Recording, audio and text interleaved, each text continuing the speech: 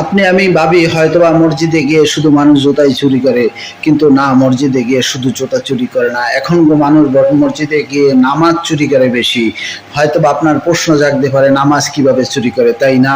আমি বলতেছি, একটা মানুষকে দেখবেন সারাদিন সে সুস্থ দিব্যি ব্যবসা বাণিজ্য করছে, সব কিছু সুস্থভাবে করছে, আপনার সাথে কাজ্জা বাজলে সর্বপ্রথম একটা লাঠি নিয়ে আপনার মাথায় বাড়ি সেই লোকটাই মারে। কিন্তু মসজিদে যখন যায়, সে মসজিদে গিয়ে তার আর সমস্যার শেষ থাকে না।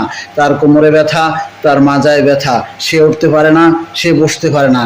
তার জন্য কি করে জানেন?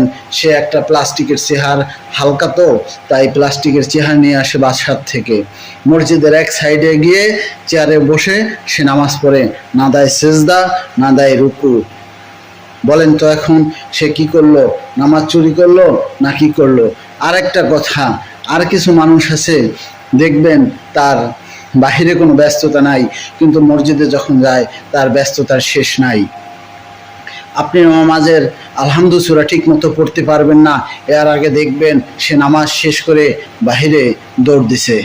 বলেন তো সে কি করলো? সে তো নামাজই চুরি করলো, না আর কিছু চুরি করলো? আমার কথাটা যদি আপনার কাছে সত্য মনে হয়, একটা লাইক, একটা কমেন্ট, একটা শেয়ার করতে ভুলবেন না। আর শেষবারের মতো আমার চ্যানেলটাকে সাবস্ক্রাইব করে আপনি একটু আমার পাশে দাঁড়াবেন। আল্লাহ হাফেজ।